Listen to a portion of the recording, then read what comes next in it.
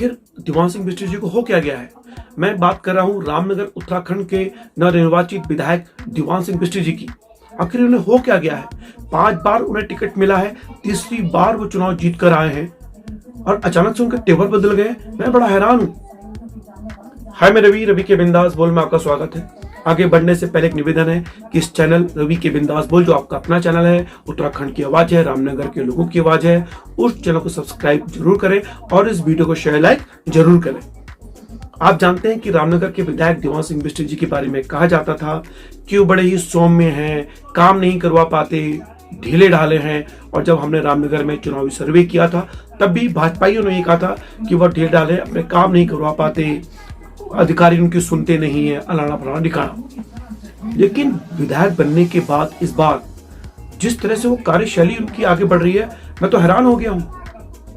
क्या आप जानते हैं कि विधायक बनने के तुरंत बाद उन्होंने धरातल पे काम करना शुरू कर दिया है। सबसे बड़ा काम यह हुआ कि रामनगर में जिस तरह से उस ऊर्जा निगम ने इसको कैटेगरी सी दे दिया गया था और यहाँ पे लाइट बड़ी कटनी शुरू हो गई थी, तुरंत वो ऊर्जा निगम के अधिकारियों से मिले और उनको विनती करी कि देखिए, हमारा उत्तराखंड का जो रामनगर है, रामनगर जो हिस्सा है, ये पर्यटन स्थल है जहाँ पे नेशनल कॉर्बेट पार्क है। अगर इसको आप ऊर्जा सी कैटेगरी में रखेंगे ऊर्जा के हिसाब से, तो ये तो बड़ी बुरी हालत होने वाली है। प्लीज इसका स्तर बढ़ाइए।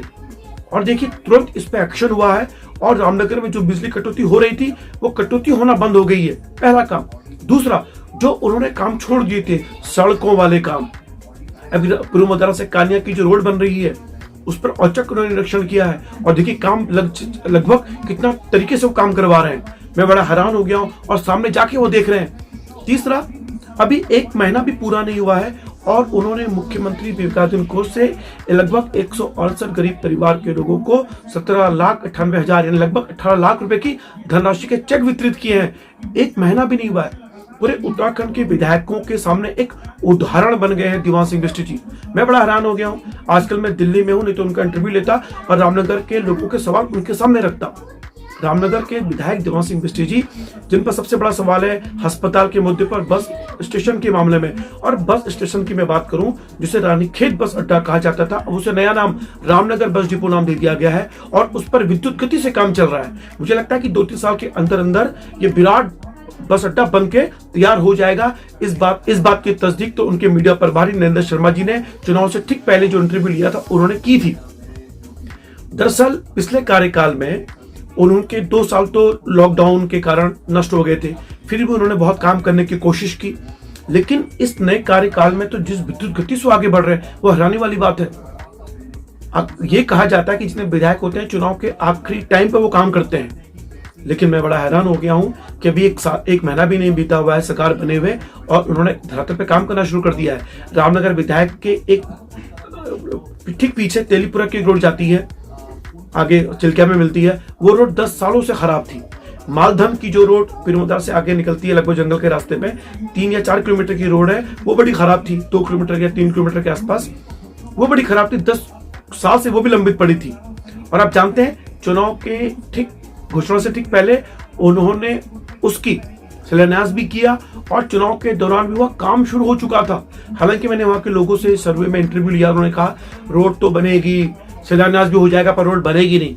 अब देखिए, 1 महीना हुआ नहीं सरकार बने और रोडों में काम चालू हो चुका है। तो दीवान सिंह बिष्ट जी बधाई के पात्र तो है। फिलहाल दीवान सिंह बिष्ट से विनम्र निवेदन है कि रामनगर पुछड़ी जो आपके विधायक निवास से कुछ दूरी में है, वहां की सड़क बड़ी टूटी पड़ी है। आपने वादा किया था कि मैं उस सड़क को पक्की करवा दूंगा, प्लीज उसको आप पक्की करवा दीजिए। एक विनम्र निवेदन आप ये है। और दूसरा, आपने हमारे पुछड़ी गाँव के लोगों को, आपके पीए और आपके सुपुत्र, उन्होंने ये वादा किया था कि एनजीओ को कम से कम 3 या 4 कंप्यूटर दिए जाएंगे और 2 कंप्यूटर तो वादा हो चुका, तो अभी तक पूरा नहीं हो पाया। प्लीज उस पर भी आप ध्यान दीजिएगा। लेकिन फिलहाल जिस तरह से आप आगे बढ़ रहे हैं, मैं आपको प्रणाम करता हूं और रामनगर उत्तराखंड के जितने विधायक हैं उनको तो आपसे प्रेरणा लेनी होगी। मुझे लगता है कि अभी तो नींद से जगह उठे हुए होंगे और अपना काम भी शुरू कर दिया है। बस एक विनती आपसे और है दीवान सिंह बिष्ट जी से कि रामनगर में अस्पताल की बड़ी समस्या है, अस्पताल पे आप काम कीजिए ढंग से जरा। हालांकि पीपीपी मोड का जो हॉस्पिटल है यहाँ पे, अभी कुछ दिनों पहले मैंने सुना कि बहुत बड़ा ऑपरेशन हुआ है रसोली का, यानी बच्चेदानी निकाली गई है।